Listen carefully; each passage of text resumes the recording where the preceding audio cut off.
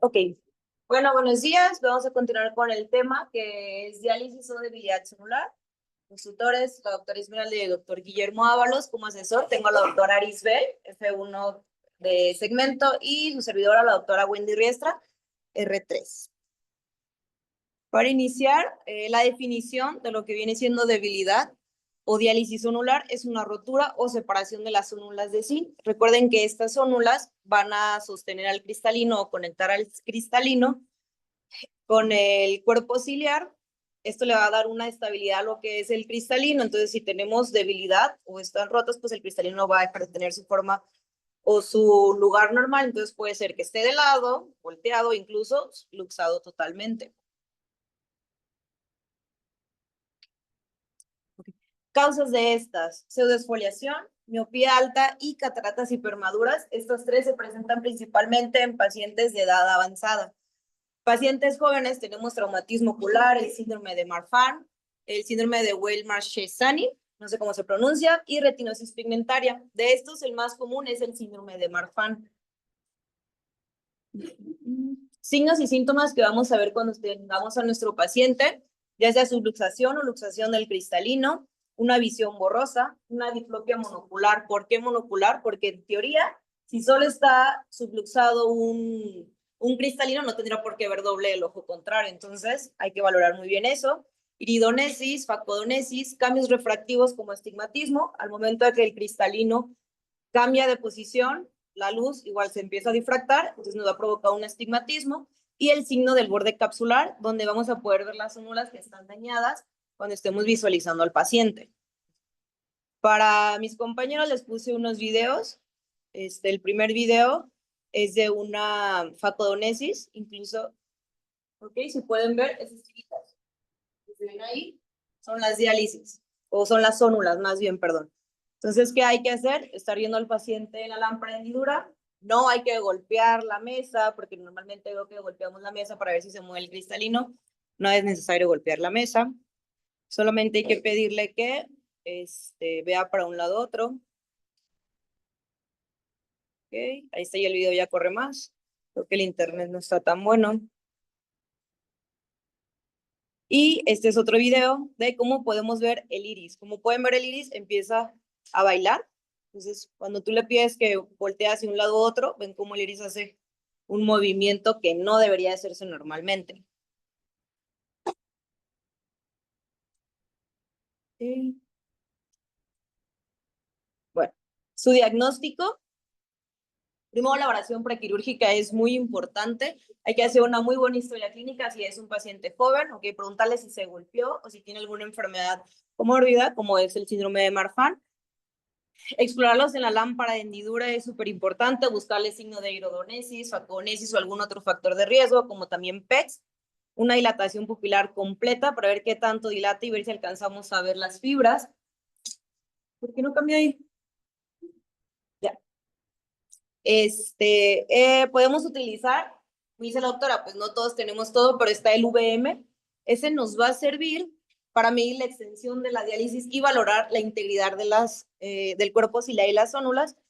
O también que quizás podemos tener un poquito más a la mano unos CT de segmento anterior, que vamos a ver aquí, que el cristalino pues está movido, está descentrado, y si tenemos irregularidades en la cápsula del cristalino y alteración en la profundidad de la cámara, principalmente hacia donde va a estar luxado o movido el cristalino.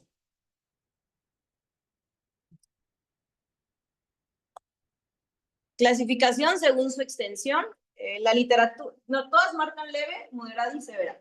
Lo único que cambia según la literatura es si va de 1 a 3 horas o de 1 a 4 horas, pero básicamente es igual.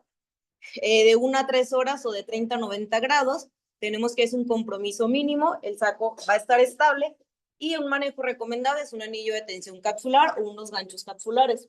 En la moderada puede ser de 4 a 8 horas de reloj o de 90 a 180 grados. Aquí hay una pérdida significativa. Hay una posibilidad de centración del saco capsular. ¿Qué tenemos que usar aquí? Un anillo de tensión capsular. Además, se puede agregar un segmento capsular y una fijación escleral. Tienen que saber que pueden utilizar 1, 2, 3 cosas, todo lo que necesiten con tal de poder hacer esa cirugía sin complicaciones. Y en la severa, más de 8 horas o más de 180 grados. Aquí hay una inestabilidad total del saco, hay un riesgo importante de luxación completa del cristalino. Aquí es cuando ya empezamos a fijar los lentes, ya sea esclera, antes de insulcos o incluso en iris.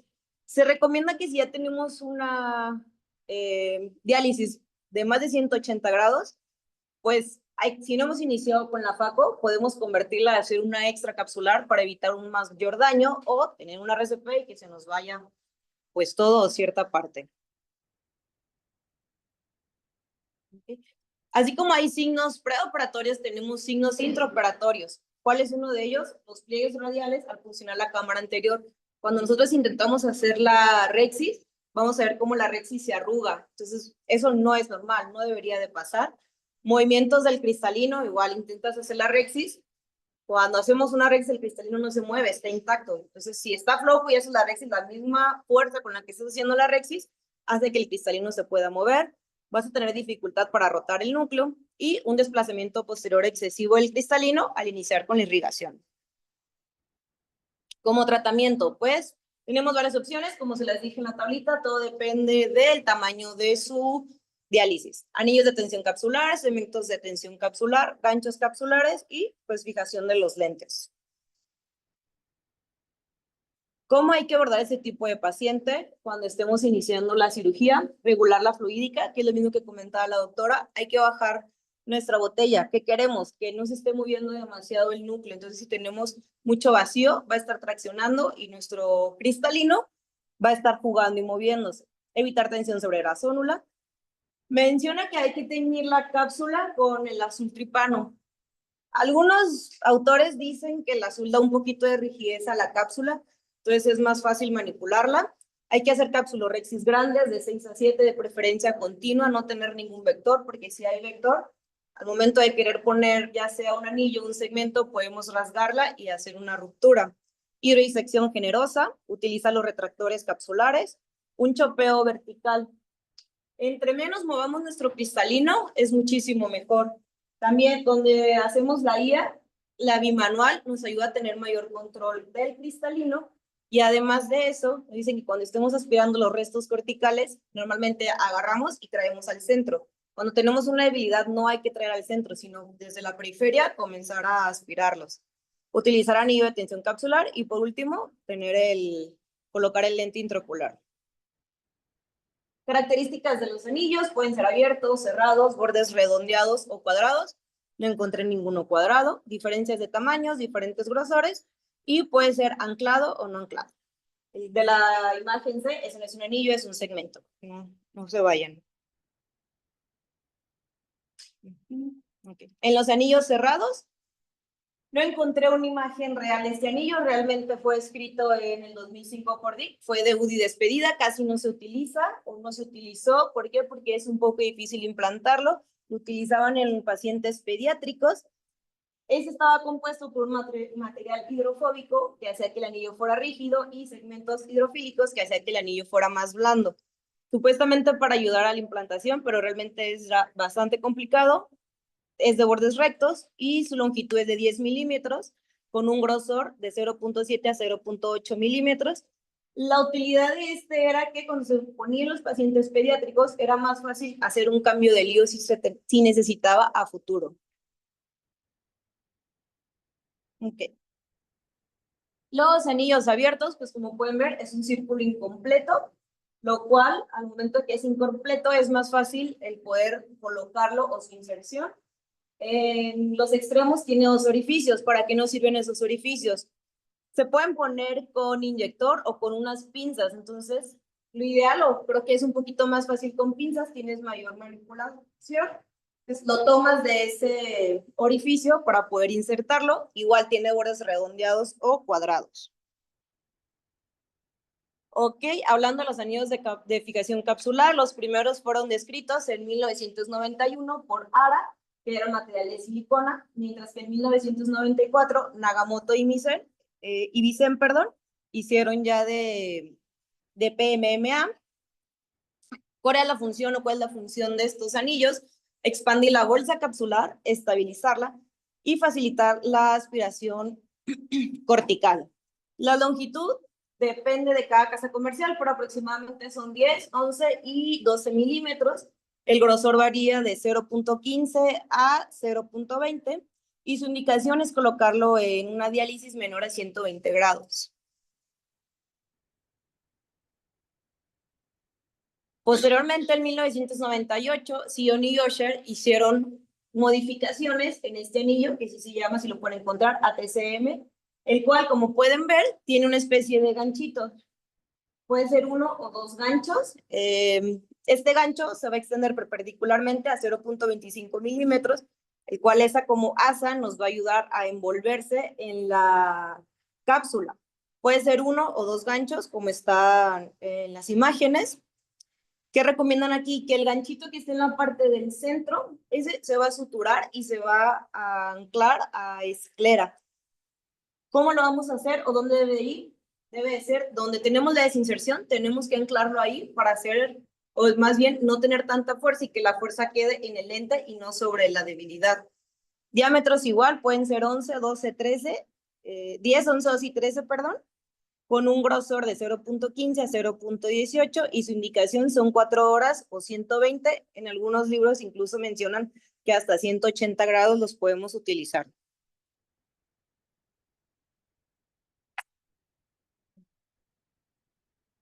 El momento ideal para colocarlo pueden ser 2, antes de iniciar la facoemulsificación o después de la irrigación y aspiración. Claro que depende del momento que lo pongas, tienes ventajas y desventajas. Si lo ponemos antes de la faco, te da una mejor estabilidad para el núcleo durante la facoemulsificación. ¿Cuál es el inconveniente? Si tienes una catarata muy dura, vas a batallar un poquito más para ponerlo. Puedes aumentar la diálisis al momento de la implantación porque utilizas un poquito más de fuerza y es mayor dificultad para eliminar la corteza. Después de la irrigación o aspiración, igual, facilitas el resto de la cirugía o lo que sigue, pero el inconveniente es que muchas veces hay que utilizar retractores de iris antes o durante la cirugía y hay un riesgo siempre de rasgar la cápsula. Técnica quirúrgica, la imagen es con un inyector. Les puse un video que ya no es que es inyector, es con una pinza, que creo que es un poquito más fácil. Entonces, ¿qué hay que hacer? Primero, hay que llenar el saco con muchísimo visco para que este se pueda ampliar. Después, al momento de insertar el anillo de saco, hay que meterlo, pero no debe tocar el fondo. Como en la imagen en el centro está tocando el fondo, entonces, ¿qué va a hacer? Va a deformar la bolsa y corre el riesgo de que la podemos romper. Si cuando estamos haciendo o insertando el anillo más bien, vemos que en la cápsula posterior se empieza a arrugar, significa que vamos mal, o sea que estamos metiendo mucha presión o le estamos colocando mal. El anillo gira solito, no debe haber resistencia, tiene que fluir solo. Entonces, si sienten resistencia, mejor hay que parar, hay que retraerlo o sacarlo, colocar más visco e intentar volver a ponerlo. Y bueno, en la última imagen es una pincita la cual nos va a ayudar que cuando pase el anillo, tomamos el extremo distal para que el anillo pueda desplazarse y vaya de manera circular o continua.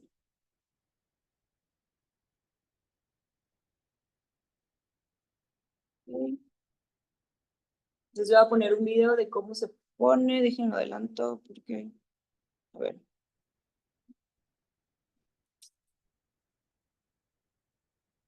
Ok, ahí está poniendo visco.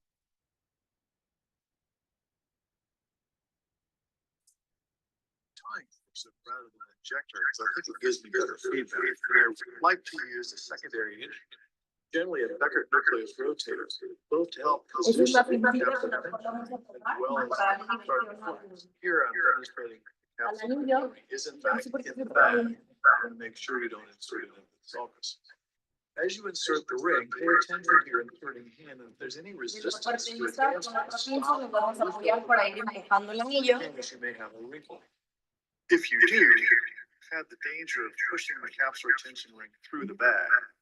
I like to insert it during its final stage using a second instrument. And notice here I'm going to lose control of the ring.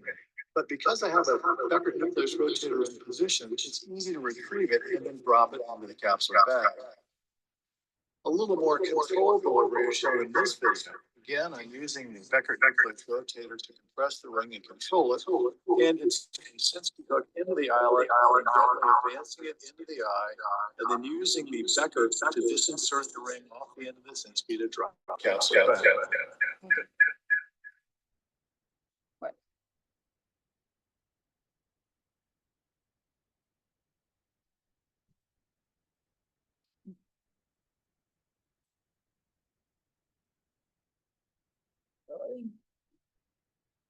No sé por qué no cambia.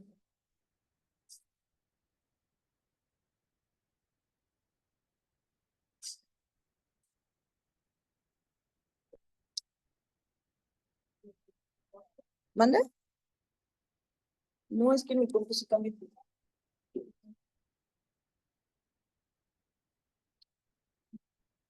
Mira cómo se ve. No, esto. Pero no se ven los segmentos. Ok, listo. Ahora tenemos los segmentos capsulares. Son llamados segmentos de AMET, que fueron descritos en el 2002. Esos tienen forma de C o son de 120 grados. También tenemos el que viene siendo el que está en la parte superior. Y tenemos el segmento de Amati, que viene siendo el de la parte inferior. Como les dije, son arcos en forma de C o 120 grados. Estos pueden medir de 4.5, 5 y 5 milímetros de distancia. Estos están hechos de PMMA y el segmento de AMET, igual en la parte del centro, tiene otras, eso es igual para fijarlo a esclera cuando son diálisis pequeñas, o sea, grado leve a moderado. Y los ganchos capsulares. Los ganchos nos van a dar un soporte temporal en el saco capsular, se sujetan del borde de la cápsula y, como le dice su nombre, tienen forma de gancho. Eso en la parte de abajo va a tener una curvatura que es donde se va a enganchar o se va a encajar en lo que es el borde de la cápsula anterior. Van a medir de 10 a 12. Aquí les puse dos. El de la parte de arriba realmente es un gancho de iris y el de la parte de abajo es un gancho capsular. Se pueden utilizar los dos, ¿sí? Lo ideal es ya utilizar los capsulares por el tipo de forma, son un poco más cortos. Los capsulares miden de 10 a 12, mientras que los del iris van a medir de 13 a 14 milímetros. El inconveniente de que sean un poco más largos es que al momento de estar afuera manipulando, puedes tocar con tu instrumento o con las manos la punta del gancho de iris y hacer que la cápsula esté bailando. Algunas literaturas dicen que si pones un gancho de iris, pues que le cortes al final un poquito. Y aquí va otro video.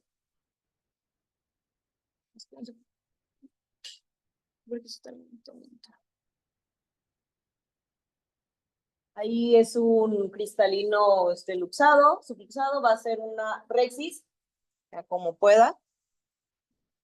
Está colocando en el video. No encontré un video con ganchos capsulares. Ahí el cirujano está utilizando ganchos de iris.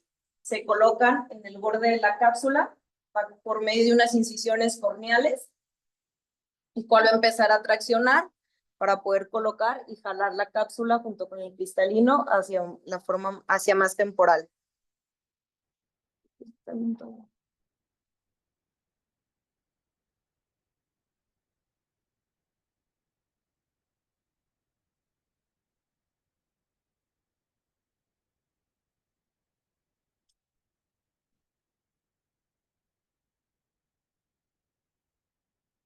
Una vez que puso los ganchos, va a ampliar con visco, llenar la bolsa con visco, sirve para incluso empujar un poquito más la bolsa, hacia donde están los ganchos y poder trabajar pues más cómodo.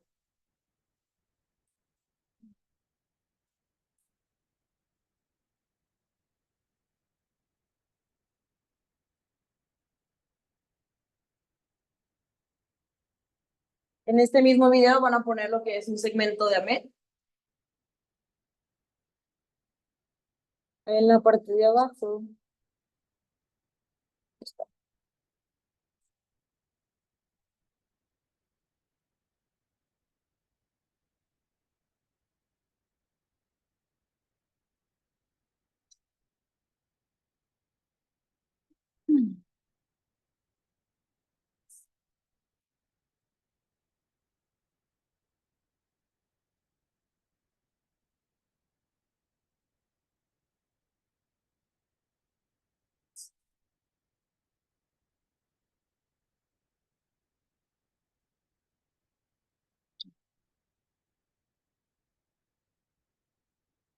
Una vez colocado el segmento de el cirujano con el gancho que está en el centro, va a enganchar el segmento en la porción que está por el centro para jalarlo y poder traccionar la bolsa. Y los otros dos retractores los va a retirar. Una vez retirados los retractores, va a meter una aguja y del lado contrario, o sea, más o menos como, o sea, a 180, va a meter una sutura que es Gore-Tex, que es la que se utiliza para para dar una mayor estabilidad. ¿Por qué? Porque esa sutura no se desintegra, se queda. Utilizan calibres de 6 o 7. Déjame pongo el otro video porque está trabado esto.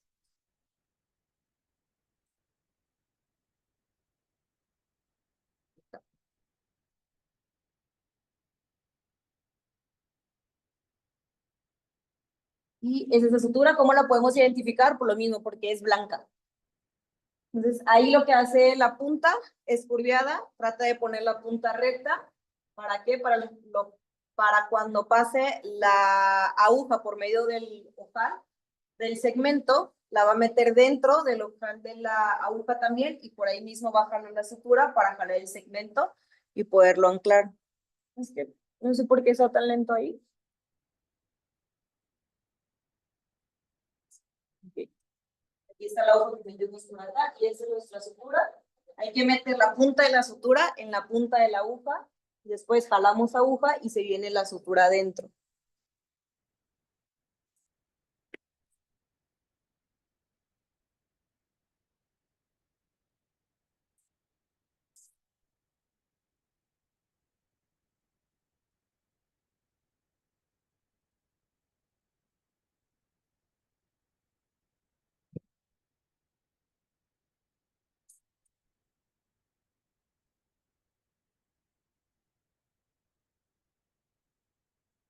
Eso es nada más para terminar ya de anclar o de suturar. Lo vuelvo a pasar nuevamente para crear un mejor amarre y poderlo suturar o anclar a esclera.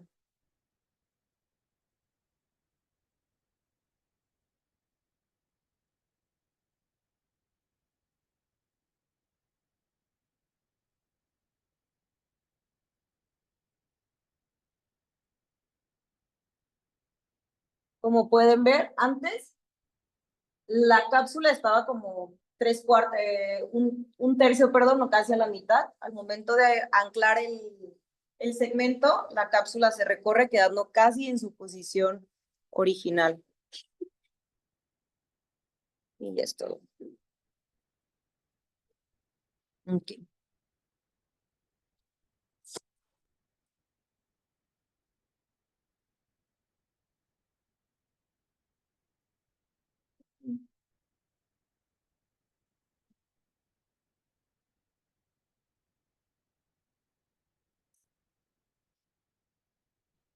Yo creo que no cambia.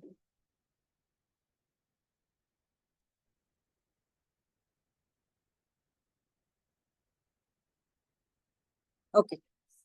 Contraindicaciones absolutas de colocar los anillos o los segmentos.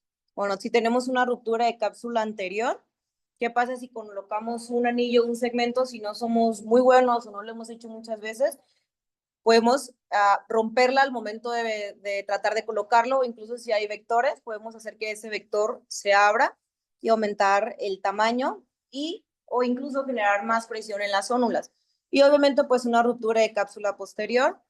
Si ya tenemos, como dicen, pues no vamos a tener un soporte, entonces va a aumentar el tamaño de bueno, pues ya sabemos todo lo que conlleva una ruptura de cápsula posterior. Pues no hay dónde ponerlo. Y por último, como medio resumen, la debilidad celular es algo más común de lo que creemos. Simplemente cuántos pacientes con PETs no vemos. Justamente la semana pasada nos tocó ver un paciente un poco complicado que al final tuvimos que convertir, bueno, la doctora tuvo que convertir la cirugía porque ya traía un poquito de debilidad celular. Al momento incluso de teñir la cápsula anterior, se veía toda la cápsula arrugada. Entonces, ¿qué se hace ahí? Pues, como dicen, no jugarle y mejor convertir la cirugía y hacer una cirugía, pues, menos riesgosa o evitar complicaciones. Hay que hacer una buena historia clínica, una muy buena exploración para permitirnos predecir y planear bien nuestra cirugía. Identificar los signos precoces. Si no lo pudimos identificar antes de la cirugía, o sea, cuando revisamos al paciente por primera vez, son los signos que le dije cuando están dentro, operando ya, o sea, ver que si se arruga la cápsula posterior, que si se hacen pliegues, o sea, digo anterior, perdón, eso no es normal. Y pues que cada paciente es diferente, depende de los grados de diálisis, hay que saber qué utilizar, se pueden combinar. Y otra cosa que me comentaba la doctora, como dice, pues aquí tenemos todo o casi todo, pero si estamos en un lugar o ya en nuestra priva que no tenemos nuestras cosas, tenemos una debilidad sonular pequeña de menos de 3 horas y no tienes ganchos, no tienes segmentos, no tienes un anillo y no tienes nada, pues es bueno, ¿qué hago? No vas a dejar a tu paciente áfago por tener esa lesión tan pequeña. Entonces, siempre hay que tener un plan B, plan C, todos los planes que tengas. Y en este caso, pues hay que apoyarnos de nuestro lente. Tienes un lente, hay que poner el áptica del lente donde está la debilidad de la zónula para evitar tener, más bien para que el lente o el áptica se queden con la fuerza, por así decirlo, y evitar que eso estén con, ¿cómo les explico? O sea, evitar que caiga toda la fuerza en la zónula. Entonces, si ponemos la láptica, el láptica nos va a ayudar como a evitar esta debilidad, nos va a servir como soporte, pero solamente si tienes una debilidad pequeña, o sea, 3 horas o menos. Si no, pues no les va a funcionar. Y pues listo, es todo.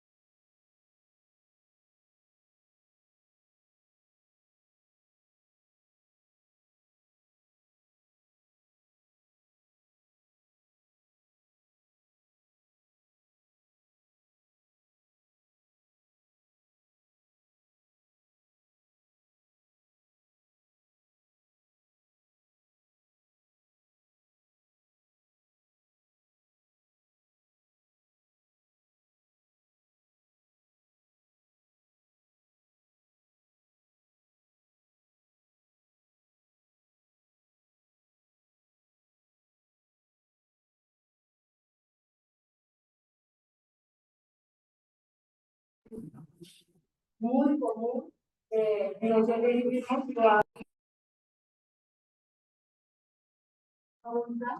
y podamos complicar la cirugía. El saco capsular sí es aguantador y sí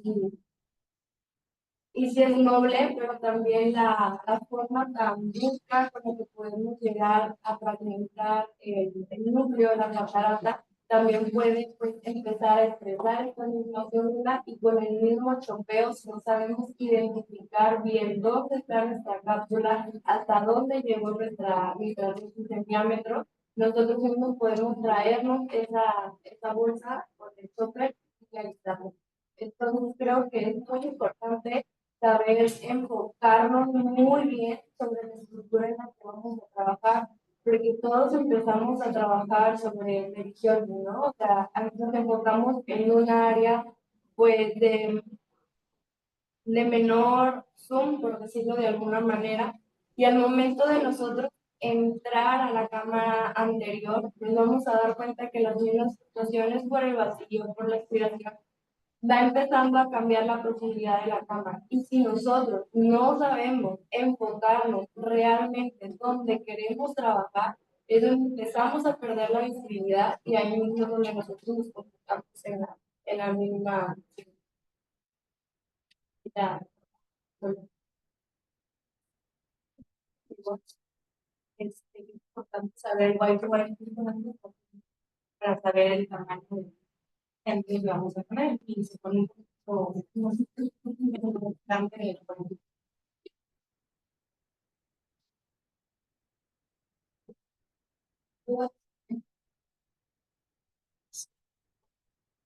no para complementar, hablando de hijos, que depende mucho de la habilidad del cirujano,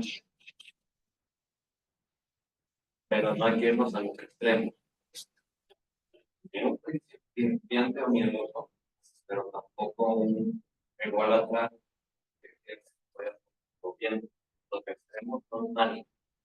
Hay gente que es social, uy, pero cuando cae en la idea de que estoy aquí y puedo hacer todo, es cuando se complica. Y estos errores por creer uno mismo, tener la torre y el ego es el que nos va. Entonces, siempre entra en cada catástrofe, no con miedo. Puede ser muy hábiles, demuestren lo positivo, ¿ok? Pero los excesos, cuando usted nos comunica, exceso de miedo o exceso de confianza. Y los que tienden tomen su propranolol, de por qué no se lo toman. Primero, se ve una. No, primero. ¿Por qué? Porque si la graban y la van a presentar, hay veces que hablamos más, hay veces que hablamos menos. Tomen su propranolol. No les va a bajar la presión, no les va a causar un desborde. Nada. Propranolol de 40 doctores, ahí lo traen en su bolsita, miren. Toman y listo. Se les acaban muchísimos problemas. Y se ven más personas. ¿Ok? Porque eso es el propanolol. A mi buscar y la dosis que él me recomendó para comenzar. Nosotros ponemos 4. 10 miligramos. La dosis. O tener un pequeño 40 minutos. Bueno, pero hecho también. Suena.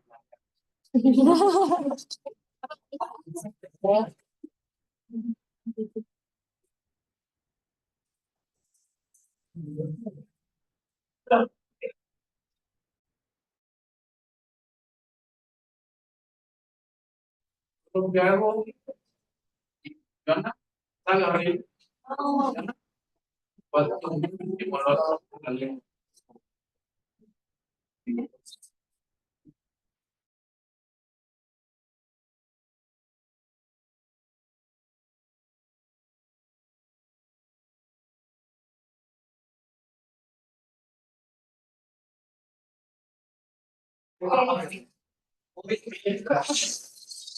Hoy obligatorio, 6 de la tarde, aquí tenemos una plática.